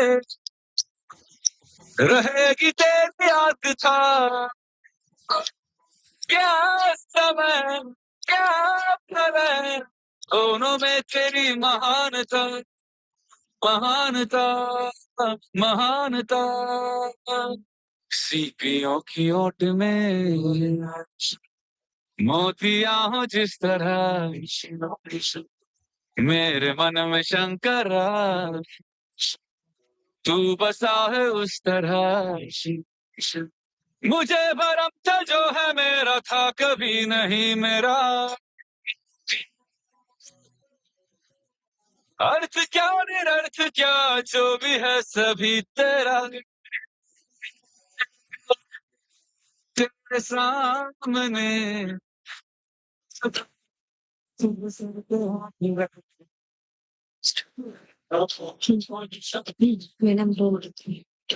very good morning to everyone present here, both offline and online. Our chief guest, guest of honor, dignitaries, eminent resource person, moderators, faculty members, delegates, and participants. A cordial welcome to this auspicious inaugural ceremony. It gives me immense pleasure and honor to welcome you all to the International Conference 2026, organized by School of Nursing, DREAMS University, on the theme The Evolving Landscape of Research Design, Ethics, Data, and Digitalization. This conference serves as a dynamic platform for academicians, researchers, healthcare professionals, and students to exchange ideas, share research findings, and engage in meaningful academic dialogue. On behalf of DREAMS University, a warm welcome to this prestigious academic gathering. About this institution, DREAMS University stands as a distinguished center of excellence competent for future ready healthcare professionals. The School of Nursing continuously holds to promote evidence based practice, ethical research, digital innovation is the vision of today's conference. Lighting the lamp signifies the knowledge over ignorance. On this meaningful note, we shall now proceed with lamp lighting ceremony. For that, I am requesting our esteemed dignitaries to kindly come forward. Today's chief guest, Mrs. Lakshmi Priya Mishra Ma'am, Registrar Odisha Nursing Midwifery Registration Council. Guest of honor, Dr. Asha P. Shetty Ma'am, Principal, College of Nursing, AIMS, Bhubaneswar. Professor Dr. Prakash Kumar Hota Sir, Vice Chancellor, DREAMS University. Director Administration, Sijukta Balram Kar Sir, DREAMS University. Registrar Sijukta Krishna Prasad Pati Sir, DREAMS University. Director Student Relation, Professor Loknath Behera Sir, DREAMS University. Dr. Nilanjana Mukherjee, MD, Padmini Care. Advisor Professor Dr. Sushant Kumar Das Sir, DREAMS University. Professor Dr. Pratima Prakasham, Dean School of Nursing and Convener of the Conference, and N. Premlata Devi, Associate Dean, Co-Convener of the Conference. PRO Nirakar Sahu Sir, and requesting all the speaker and moderators, please join for the lamp lighting ceremony.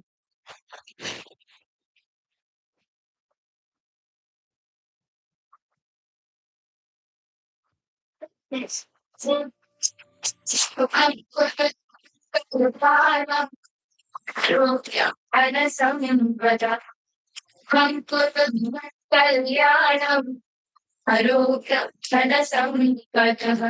Chaturbuddhi Vinataya Ipachote Namostate Ipachote Namostate Ipachote Parabrahma Ipachote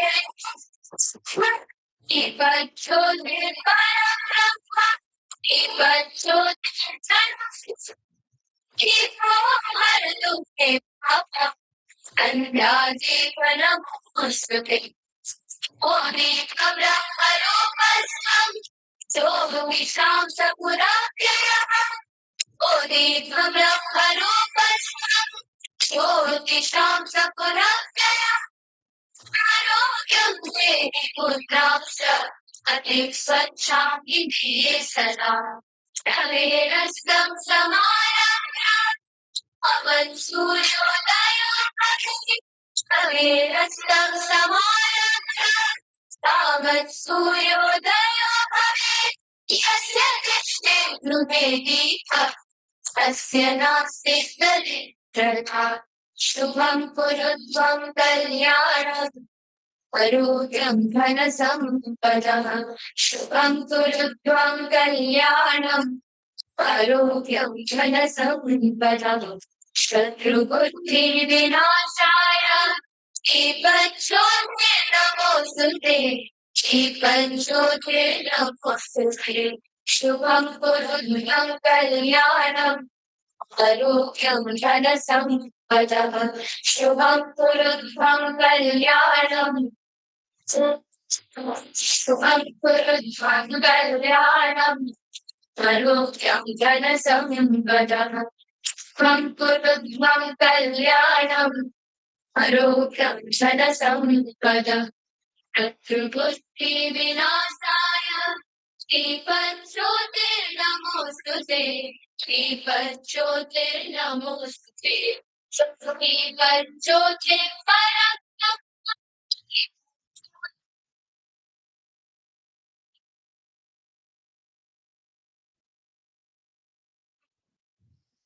Thank you, respected dignitaries.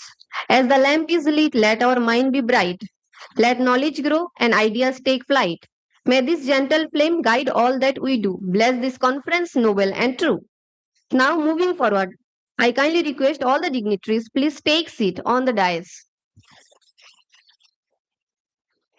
Chief guest Mrs. Lakshmi Priya Mishra, ma'am, Registrar, Odisha Nursing and Midwifery Registration Council, requesting ma'am, please join us on the dais. Guest of honor Dr. Asha Shetty, ma'am, Principal, College of Nursing, AIMS Bhubaneswar. Professor Dr. Prakash Kumar Hota, sir, Vice Chancellor, DRIEMS University.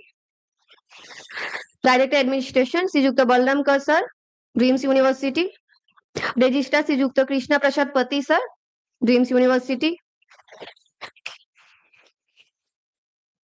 Professor Dr. Pratima Prakash, ma'am, Dean School of Nursing, DRIEMS University. Professor and Premlata Devi, ma'am, Associate Dean, Co-Convener, DRIEMS University. Kindly take your seat on the dais.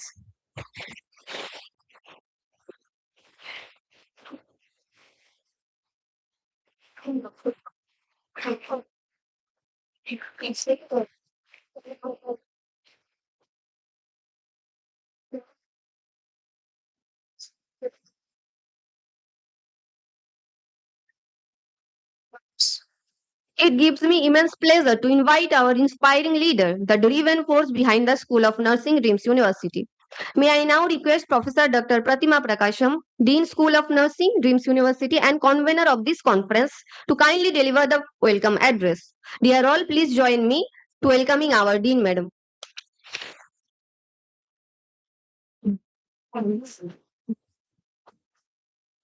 Very warm greetings for everyone present over here, the honorable dignitaries on the dais and off the dais. It gives me immense pleasure and privilege and honor to stand before you to provide vote of thanks. This conference brings together the academicians, the researchers, healthcare professionals, and the students from the diverse background to share the knowledge, ideas, and innovations. Also, this conference serves as a global platform across disciplines. We are deeply honored to extend our warm and respectful welcome to our chairman, sir, Dr. Pramod Chandra sir, and the visionary leader. The unwavering commitment and the constant guidance have been cornerstone for the DREAMS University development. So we welcome sir in his absentia. We are highly honored to extend our warm welcome to our today's chief guest, Mrs. Lakshmi Priya Mishra Madam, Registrar, Odisha Nursing Council, Bhubaneswar. Your esteemed presence with us today greatly enriches this occasion, and we're grateful for your valuable support and the guidance in advancing academic and research excellence in nursing profession. We welcome you, madam. We are deeply honored to extend our warm welcome to our guest of honor, Professor Dr. Asha Shetty, ma'am, Principal, AIMS Bhubaneswar. Your presence today adds a great value to this conference, and we are grateful for your time, the contributions to the field of healthcare and education. We are welcome you, ma'am. We are highly honored to extend our warm welcome to our Vice Chancellor, Dr. Prakash Kumar Bhota, sir. Your leadership, your academic excellence, your continuous encouragement towards the research and innovation have been the guiding force for the entire university. We are privileged to have you, your esteemed presence with us today. We are welcoming you, sir. With immense pleasure, I welcome Director Sir, Director Administration, Srijukta Balram Sir, your esteemed presence in the great honor. We appreciate your support. This significant contribution and your insight are crucial to the conference success. We welcome you, sir. We honor to extend our welcome to our coordinator, Madam Chinmay Madam, in her absence. And we are honored to extend a warm and welcome to our registrar, sir. Mr. Krishna Kumar Pati, retired IAS officer, DRIEMS University, and your dedication, administrative leadership will take us towards the success. We welcome you, sir. We extend our heartfelt welcome to all distinguished delegates, the speakers, faculty members, participants. We hope this conference will provide a very meaningful platform for learning, collaboration, and academic commitment. And at this point, I like to welcome our enthusiastic researcher who are waiting to provide their research contributions, which will be happening today and tomorrow for more than 100 abstract we have received. So really heartfelt welcome to our research participants. And also we welcome our few contributors for this one for their enthusiasm. Geetanjali Book House, Vision Health Science Book Publishers, and Health Edu, who is going to provide the first, second, and third prizes for the research presentation, which shows that what is the contributions towards the research, and CBSE Publications and Nursing Next Life. So we welcome all the co-sponsors here for their really endless contribution. At this point of time, I would like to remember our Indian Nursing Council, who is really seamlessly, they have provided effort to improve the nursing care professions in the education and service side, who has recognized our conference and provided two credit points and 10 CNE hours for this program. And also, I thank our ONMC to provide the same. So I expect all of you to give a great round of applause for this achievement. Last but not the least, dear participants, we have crossed nearly 880 participants. It's a very immense pleasure to announce that without you, today is not possible. So I welcome with the bottom of my heart, I welcome all of you for this session. I hope you all will have a very fruitful conference, and as well as you will be carrying a lot of knowledge from here. And thank you very much. And once again, I welcome you all for this session. Thank you.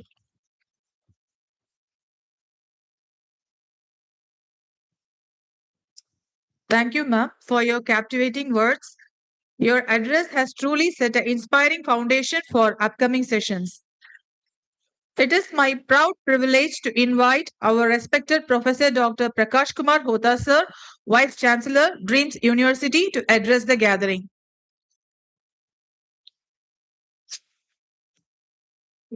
A very good morning to all of you. Chief guest of today's inaugural session, Mrs. Lakshmi Priya Mishra, and guest of honor, Professor Dr. Asapi Sethi, and my colleagues, on the dais and off the dais, dear participants and the distinguished guests. I could able to see some experts, some participants have come from Oman. So I welcome all of you to the first international conference organized by School of Nursing of DREAMS University. And the topic they have chosen is very relevant. That is the landscape. What is the new landscape or the emerging landscape for research design? Then three things they have put: ethics, data, and the digitization. Why this concept has come? Because of late, the academic community and the policy planner, they realize that in India, if you want to target 2047 with the Viksit Bharat, then only teaching is not sufficient, particularly higher education institutions like DRIEMS University. Earlier, people are thinking a good university means good number of teachers are there, adequate lab facility will be there, and teaching learning process will be carried on. But that is not sufficient. We are dreaming, we are thinking to reach the target of Viksit Bharat. That means teaching is the secondary. Now the concept has changed. First is the research and innovation. When the mindset, we, the faculty members, is not changed, probably the students, they cannot contribute in future to hit the target.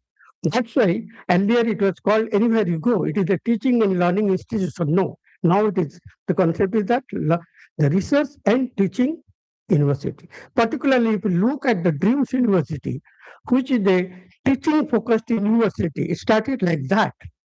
Now we are trying to make a transition gradually from the teaching focused university to the research and teaching university, because every university strive hard to remain in competition.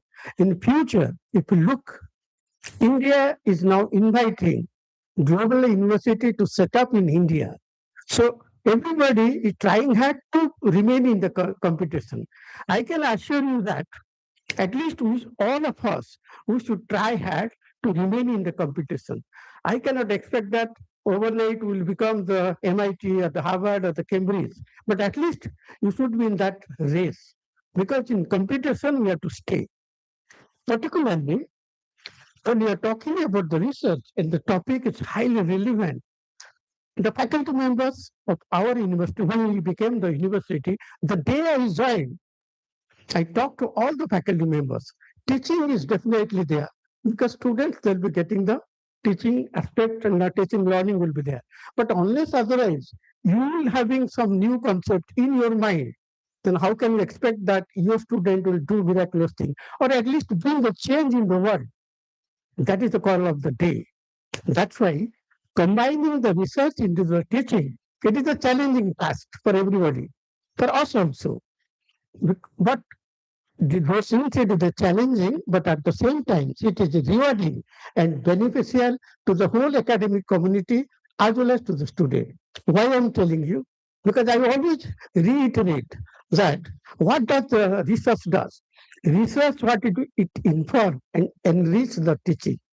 On the other hand, teaching can disseminate the knowledge or disseminate the research. So both are complementary to each other. A research-rich teaching process can develop so many attributes in the students, which you call it as the intellectual attribute, which the today's corporate house or any recruiters, they want that. Our student, they should not be only knowing the topics or the subjects you have taught. In addition to that, a generic skill set has to be given in this university staying. Then only they can face the challenges. What it does? So academic integrity is the top priority I always give. All the students, we must teach them what is academic integrity. Then academic curiosity. Curiosity means he should have appetite to learn. Any new environment, he'll be there. He should know. That curiosity should be there. That mindset has to be there. Then creative thinking. Only just mugging the subject, putting into the examination, no, that is not sufficient. That creative thinking has to be there. So accordingly, the questionnaires and the teaching style also, it will be changed, that don't give a topic or in the question paper, what is what, draw the diagram, explain the things. Then that creativity will not come. So this thing has to be changed. That means it demands several changes has to be there. First, in the faculty members who are training the student, entire thinking process has to be changed. And always the teachers will try to integrate their research outcome into the teaching. New things will be there. So broad topics will be there, but that is not sufficient. The teachers will tell his or her experience, then only students will be attracted. Because today we are also talking about the innovative leader, an innovative principal, an innovative manager, even an innovative vice chancellor also. What does it indicate? It indicates that during any normal time, everything looks good. Things will be going good. But during the ambiguity, during the conflicting situations, during an emergency, during the discovery, during the invention, how quickly you can take a decision. Resources are constrained, limited. People are limited. Vision is very clear. An innovative leader, what he does, he generates some extra energy within his mind or in his brain so that he can take a right decision at right point of time. So these are several skill sets which today's generation they must learn. Then only they can put some change in today's world. Lot of things to share with you, but this is not the right platform. I will not take much time. I wish you all the best. I congratulate the organizers who have put up a very big show. There are around 800 people who are registered. That means it is having some strength. And I'm sure at the end of this conference, it will be definitely meaningful.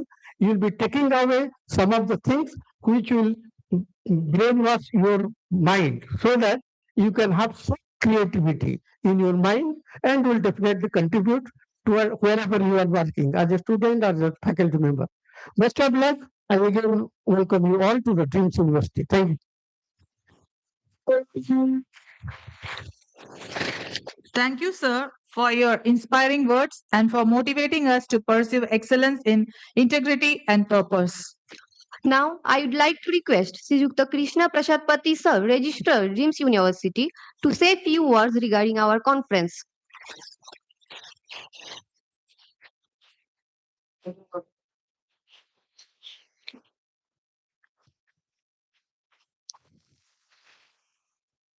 Respected Vice Chancellor, sir, Director Administration, sir, today's chief guest, Madam Mrs. Lakshmi Priya Misra, and our guest of honor, Professor Dr. Asa P. Sethi, Madam, and all the dignitaries on the dais, and my dear students and researchers on the other side. So it's a rare opportunity for me because I have just today only I have taken over the charge as registrar.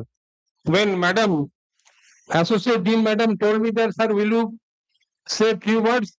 I said I must say because as the way when in a university if registrar does not say anything, that means nothing. So I have a few words to say. In any university, the international conference holds a great role. As students, we studied that let light come from all sides. When we open the doors and windows of our house, light comes from all sides. The international conference holds this role. So I hope light will come from all sides after this international conference, and I wish the School of Nursing all the very best and a grand success. Thank you very much.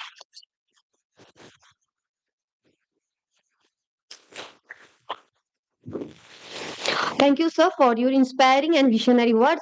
Now, I would like to invite our Director Administration, Srijukta Balramkar sir, to share his experience and say about our conference.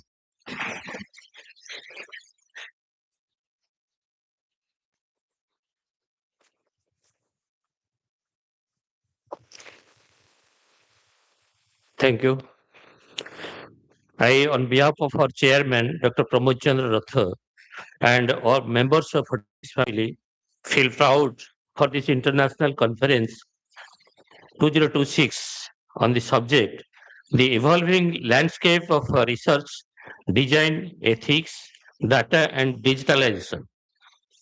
I thank Dr. Pratibha ma'am, Dean School of Nursing, Prema ma'am, Renugala ma'am, and all other teaching staffs and students and all teaching members, along with students of Dreams family, nursing wing, who have arranged this nice program I am also very much thankful to the eminent guests who have joined this program and accepted our invitation, especially Mrs. Lakshmipriya Mishra, Dr. Asa P. Sethi, and also our Vice Chancellor, Dr. P.K. Hota sir, Nilanjana ma'am, Chief Krishna Prasad Pati sir, our registered newly joined, PRO, advisor, and director student relation.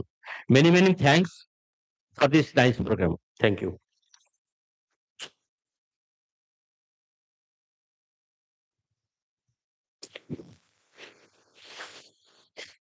Thank you, sir. Your words have truly motivated us. We are deeply grateful.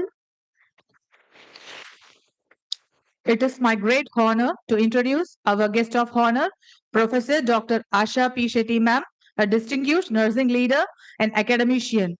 She is currently serving as Professor cum Principal, College of Nursing, AIMS, Bhubaneswar, and holds the responsibility of Chief Nursing Officer.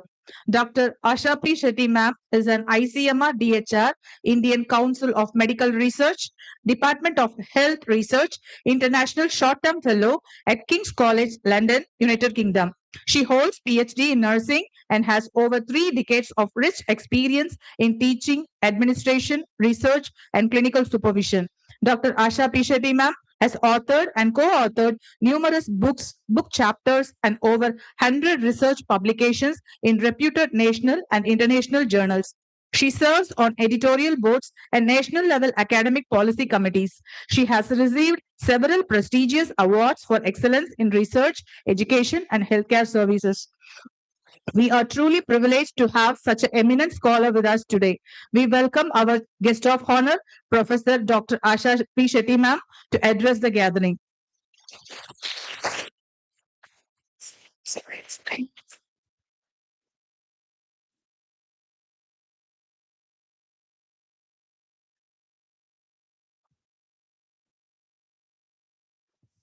Very good morning to one and all. I think it's very warm and very cold. Very good morning to one and all. I think the energy is too less in this international conference. Good morning to one and all. Yeah, that should be the vibe. Honorable Vice Chancellor of deemed university, Professor Dr. P.K. Hota, the Registrar of DRIEMS University, S.J. Krishna Prasad Pati, the Director Administration, Dr. Balram Kar, Dean of School of Nursing, Professor Dr. Pratima Prakashan, the Associate Dean, Professor Mrs. Premalata Devi, the Chief Guest of today's program, Mrs. Lakshmi Priya Mishra, Registrar of Odisha Nursing Council, all the esteemed guests, the faculty members of DREAMS University and the various constituent colleges, the delegates from various institutions, the students, I bring to you the greetings from AIMS Bhubaneswar. It's a both privilege and profound joy to me to stand before you today as guest of honor for today's program, the international conference that is organized in this campus of DREAMS University and the School of Nursing. I extend a heartfelt congratulations to all the organizers for bringing together such a vibrant community from all over the parts of this country, as well as the international participants, the scholars, the practitioners, and the learners. As I entered this auditorium, something struck my mind, which was right in front of me. And it was written there, the unlock the potentials. Can you keep little bit silent, please? Okay. Unlock the potentials The possibilities are limitless. I think you all can see that is written in front of you under the Dreams University, which is something interesting, which catches attention.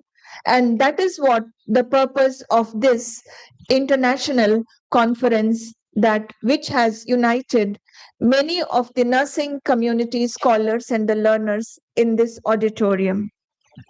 The chosen theme for this conference, the evolving landscape of research design, ethics, data, and digitalization. That could not be more timely. We live in an era where knowledge is expanding at an unprecedented pace and where the boundaries of knowledge is expanding between disciplines and dissolving. Research today is not only about discovery, but it is our responsibility in our day-to-day work too. The research, when we talk about, the important thing is the research design that we adopt. The rigor of our method that shapes the credibility of the research that we undertake and the findings that come out of the research that we undertake. We must embrace the innovations. As Vice Chancellor already mentioned, there has to be something new every day in our work. There has to be something new in every person, what a person can do. So the innovation will safeguard us regarding the integrity of our inquiry to adopt a right design. At the heart of all the scholarship lies there an ethical compass. This is something which we need to inculcate. It is a responsibility, and that is what makes a person an integrated person. The ethics. I think everybody understands what ethics is, whether it is in clinical trials or whether it is in nursing practice or the data collection. And these days we have digital data collection. Ethics reminds us that wisdom ensuring transparency and inclusivity. As we see these days, technology is expanding.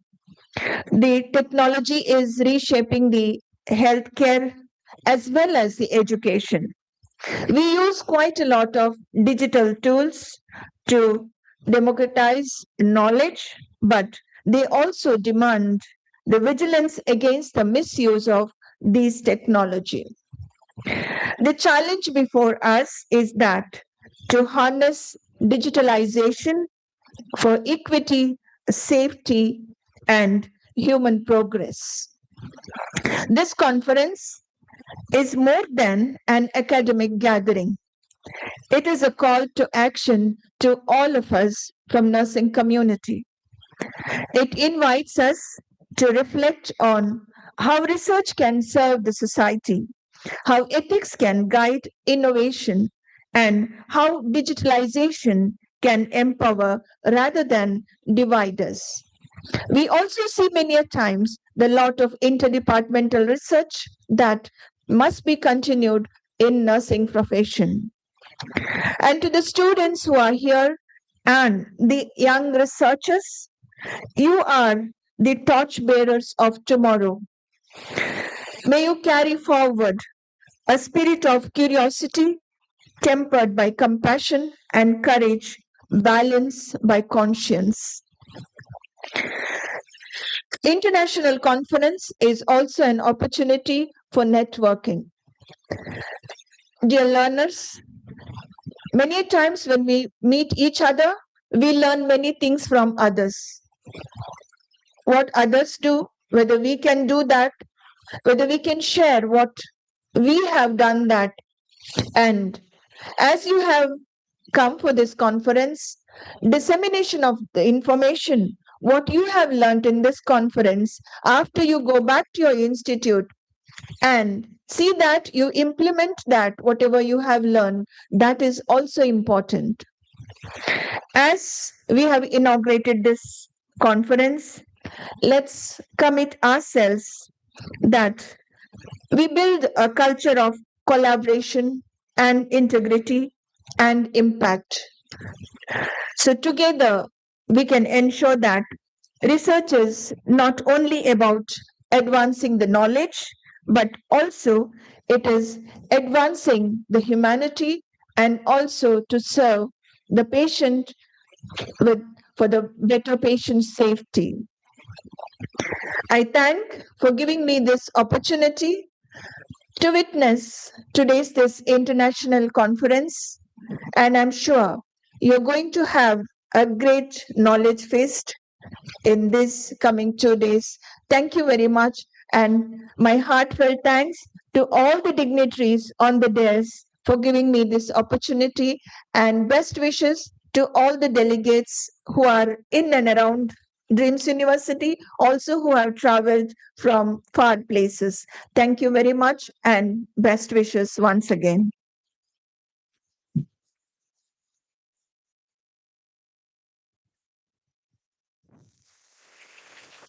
Thank you, ma'am, for your inspiring address that has set the tone for this conference. I would like to turn your attention to welcome our chief guest, a renowned nursing leader. She has made significant contribution to nursing profession. Your journey as a registered Odisha Nursing Midwifery Registration Council has been an inspiration.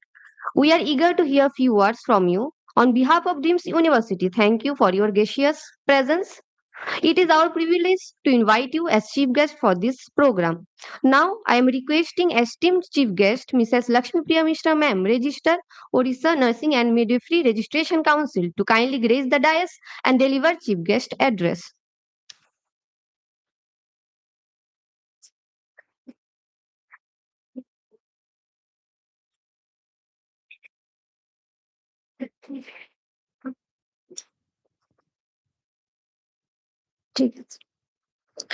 Jai Jagannath. A wonderful morning to everyone. Honorable Vice Chancellor, Dreams University, Register, Dreams University, Director, Dreams University,